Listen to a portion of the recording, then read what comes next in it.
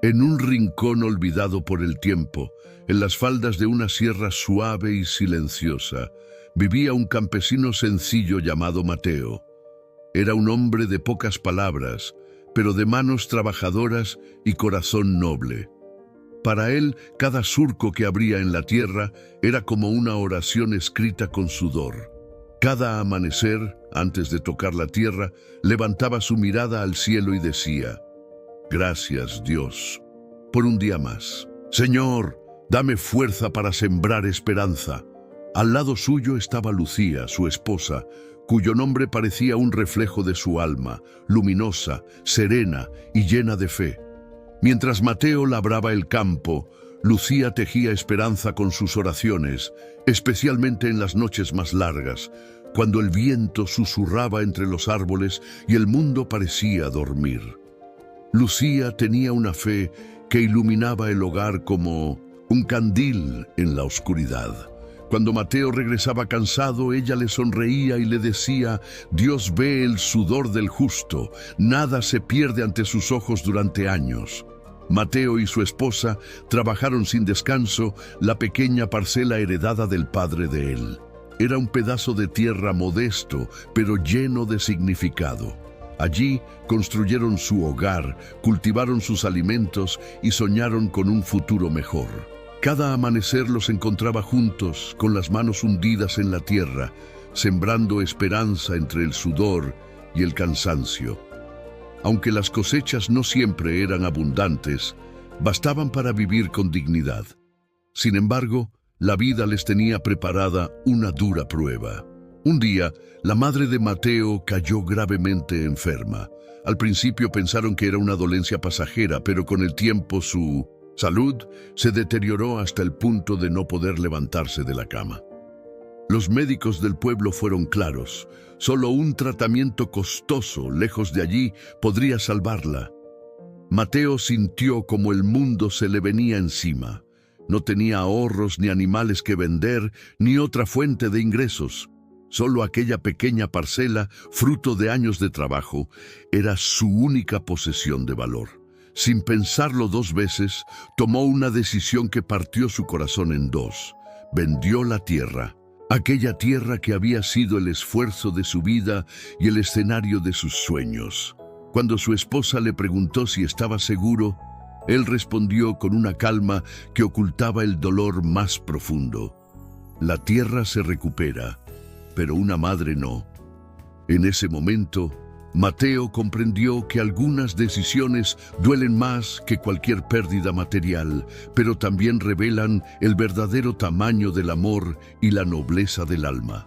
Su madre se recuperó, y aunque la recuperación llenó a Mateo de alivio, en su interior sentía un vacío imposible de ocultar.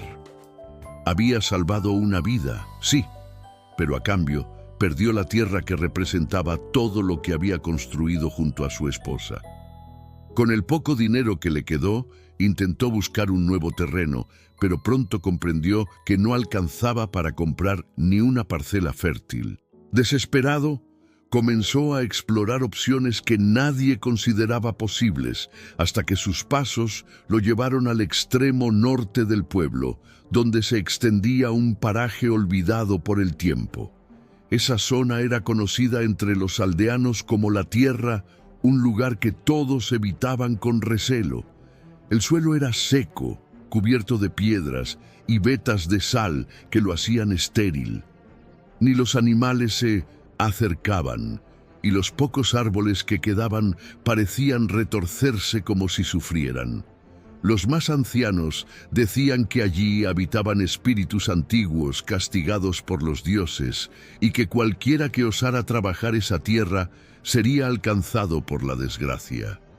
Cuando Mateo comentó su decisión de invertir el dinero restante en ese terreno maldito, el pueblo entero estalló en burlas. Lo llamaron loco, necio, desesperado. «Nada crece ahí», le decían entre risas. Mateo, el loco, compró un desierto y lo llamó Esperanza, y el más rico del pueblo, don Ramiro, le gritó frente a todos: «Vendiste tierra buena para quedarte con tierra muerta. Dios se apiade de ti». Pero él, con una mezcla de fe y terquedad, respondió con serenidad: entonces será el lugar perfecto para empezar de nuevo. Dios proveerá. Y así, mientras los demás lo señalaban con incredulidad, Mateo caminó hacia ese pedazo de tierra dispuesto a desafiar el destino con sus propias manos. Esa noche, cuando llegó a casa, le dijo a Lucía: he comprado una tierra, pero es la del norte. Ella no se inmutó, lo miró con ternura y respondió: ninguna tierra es si se riega con fe. Tú trabaja y yo oraré. Al día siguiente, el sol aún no había salido cuando Mateo ya estaba frente a su pedazo de desierto. Clavó el azadón con fuerza, pero el suelo parecía hierro. Las piedras se reían del esfuerzo del hombre. Sus manos sangraban, el sudor le caía por la frente y a veces sentía que el silencio del lugar lo devoraba. Sin embargo, cada golpe iba acompañado de una oración muda. No me abandones, Señor, que mi esfuerzo sea semilla, aunque no vea el fruto. A veces sus manos temblaban, pero su corazón permanecía firme. Sabía que la fe no siempre se mide por los resultados visibles, sino por la perseverancia en medio del desierto. Mientras tanto, Lucía en la casa libraba su propia batalla en silencio. Cada noche, cuando el viento soplaba entre las rendijas y la luna se asomaba por la ventana, ella extendía su vieja manta de oración sobre el suelo. Aquella manta, desgastada por los años y por las lágrimas, se arrodillaba sobre ella con las manos temblorosas y el corazón encendido de fe, y susurraba entre sollozos: oh Dios Todopoderoso, tú que haces brotar vida del polvo, haz que el esfuerzo de mi esposo no sea en vano. Dale a su cansancio un propósito y a nuestra fe una respuesta. No dejes que el corazón de un hombre justo se marchite en la espera. Sus palabras se perdían en el silencio de la noche, pero parecía que el cielo mismo las escuchaba. Las lágrimas caían sobre la manta como semillas invisibles, como si Lucía estuviera sembrando esperanza en un terreno mucho más profundo que la tierra, el alma. Una de esas noches, Mateo regresó antes de lo habitual.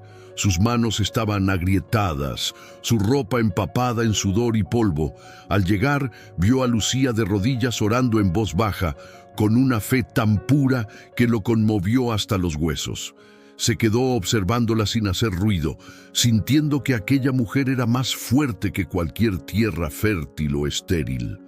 Entonces se acercó, se arrodilló a su lado y con la voz quebrada se unió a su oración. Señor, dijo Mateo con los ojos cerrados, tú sabes que mis manos no temen al trabajo, pero el corazón a veces se cansa.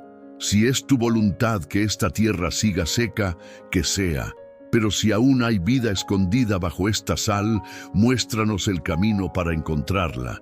Y si no es en la tierra, que florezca al menos dentro de nosotros. Lucía tomó su mano con fuerza y por un instante ambos guardaron silencio.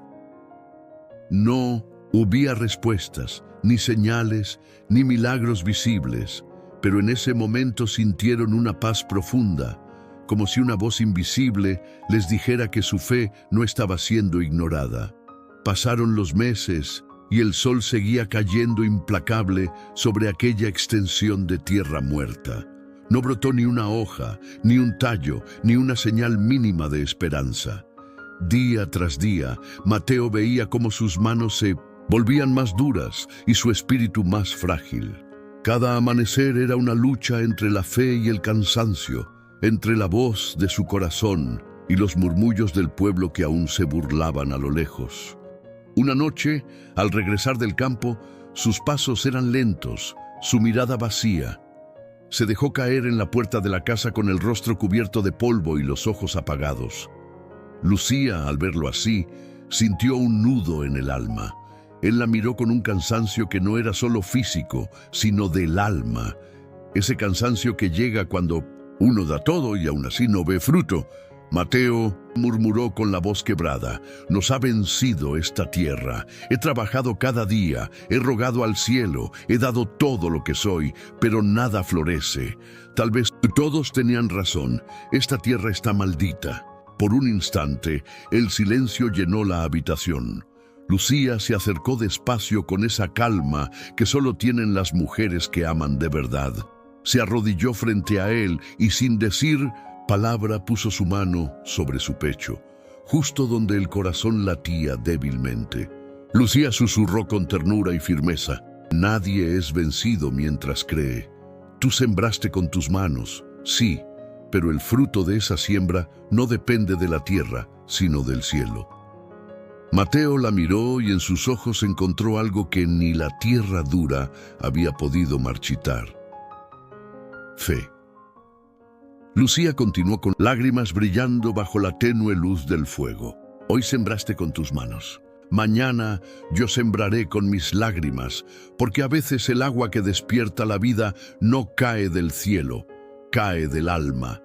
Ella lo abrazó con fuerza y por un instante el peso del fracaso pareció desvanecerse. Mateo sintió que aunque la tierra siguiera seca, salada y dura como el hierro, algo estaba germinando dentro de ellos, una esperanza silenciosa, profunda, invisible, pero viva. Esa noche Lucía no durmió. Oró hasta el amanecer. En medio del silencio tuvo un sueño. Un anciano con un bastón de luz le dijo: «Dile a Mateo que golpee la roca que tiene forma de toro en el centro del campo. Allí duerme el alivio». A la mañana, al despertar, Lucía le contó lo sucedido. Mateo dudó, pero al ver la fe de su esposa, tomó su azadón y fue. El sol comenzaba a teñir el horizonte con tonos dorados y cálidos.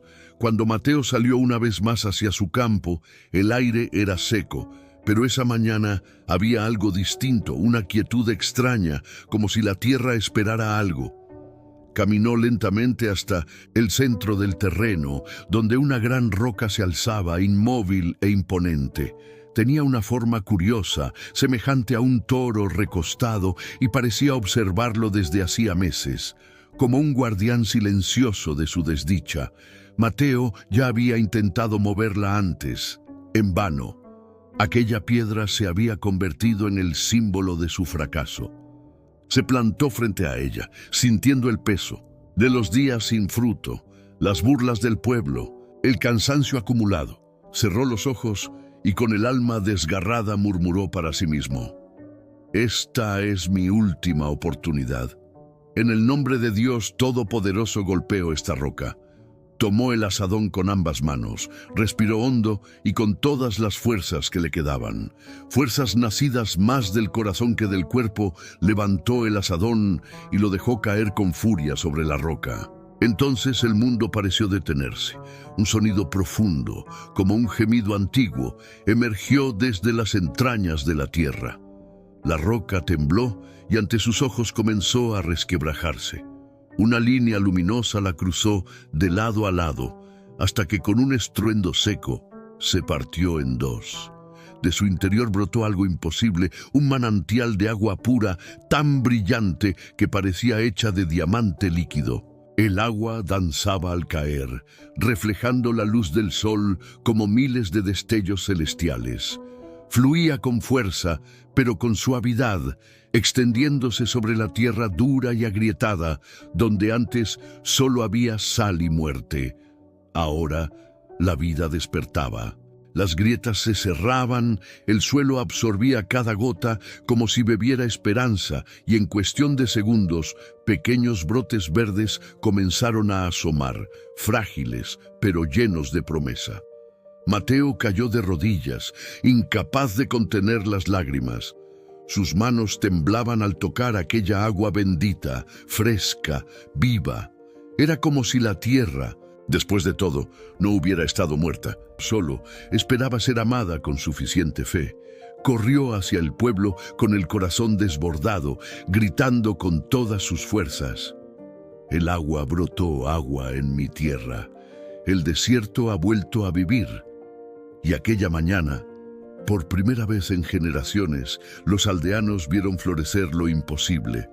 Los aldeanos, don Ramiro y el hombre más rico y orgulloso del pueblo, corrieron al escuchar los gritos de Mateo.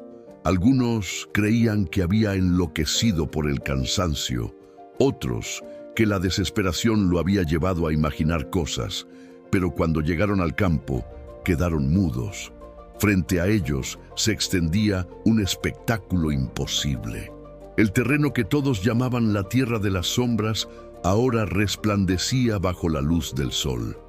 Donde antes solo había polvo y sal, corría un manantial brillante, como un río de diamantes líquidos.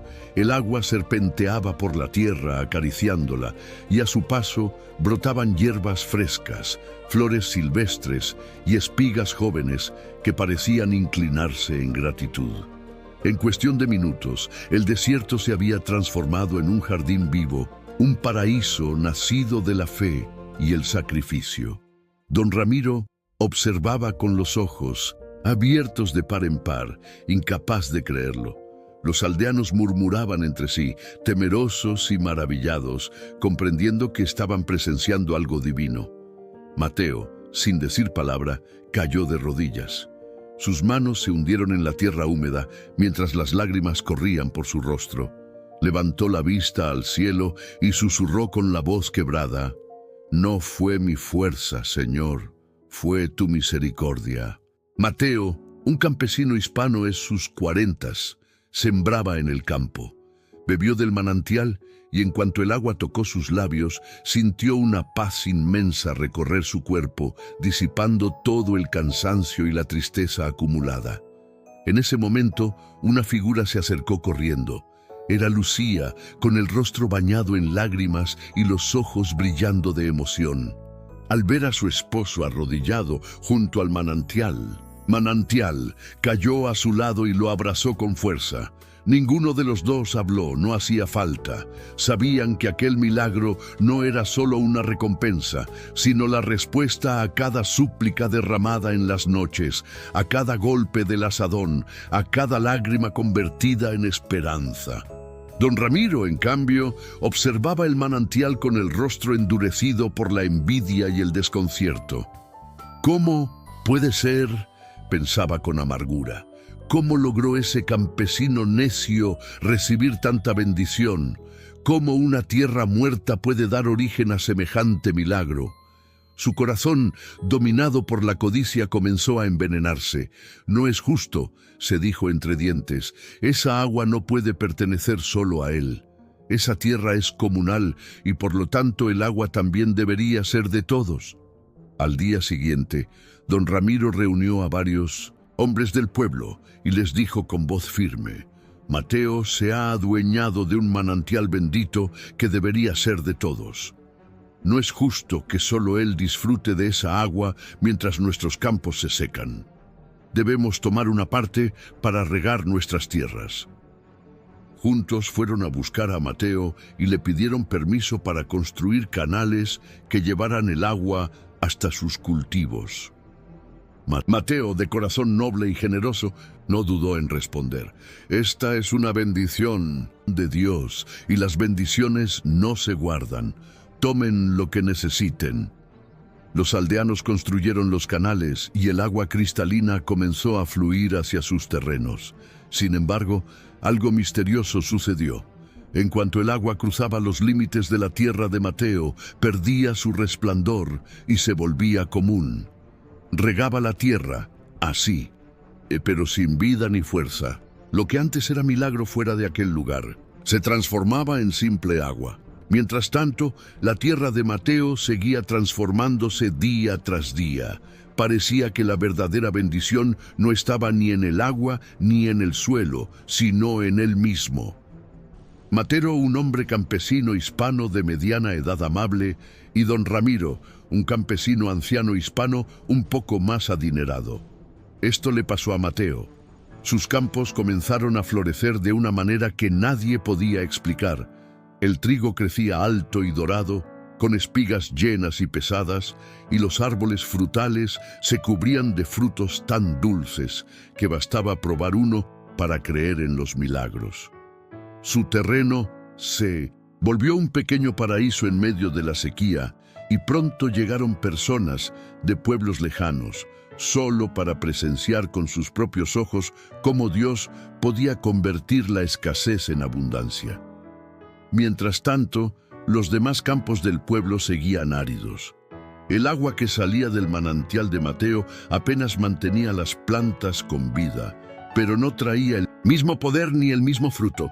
Don Ramiro, el campesino más acaudalado del pueblo, observaba con rabia contenida la prosperidad de Mateo. No lograba comprender cómo aquel hombre humilde había conseguido tal bendición. Su mente, llena de orgullo y codicia, se negaba a aceptar que el secreto estuviera en la fe de Mateo o en las oraciones constantes de Lucía. Pamplinas, se decía con desprecio, el poder debe estar en la tierra. Si tomo un poco de ese suelo bendito, mis campos darán el mismo fruto. Una noche sin luna, guiado por la envidia, don Ramiro llevó a sus peones al terreno de Mateo. Cavaron en la parte más fértil y robaron varios sacos de aquella tierra oscura y viva. Luego la esparcieron en sus propios cultivos, soñando con despertar al amanecer y ver brotar espigas doradas. Al día siguiente, Mateo llegó a su campo y encontró un gran hueco donde antes florecía su cosecha. No se lamentó por la tierra robada, sino por la ceguera del corazón de quien había cometido tal acto. Levantó su mirada al cielo y murmuró con serenidad: Dios es suficiente para mí y Él protege a los suyos, que ilumine y sane los corazones dominados por la envidia. Después tomó su herramienta y comenzó a trabajar de nuevo sin rencor. Mientras tanto, don Ramiro se levantó lleno de expectativas, pero al llegar a su terreno, el corazón se le encogió. Donde había depositado la tierra robada, todo se había convertido en ceniza. Los cultivos se marchitaron, la tierra se agrietó y el olor a quemado lo envolvió todo. La supuesta bendición se había vuelto una maldición. Se arrodilló, cubierto de polvo, y gritó de impotencia al darse cuenta del error que había cometido. La noticia llegó a oídos de Mateo, quien no sintió orgullo ni venganza, sino compasión. Llevó consigo una jarra del agua brillante de su manantial y caminó hasta el campo arrasado. Encontró a don Ramiro llorando entre los restos de sus cultivos.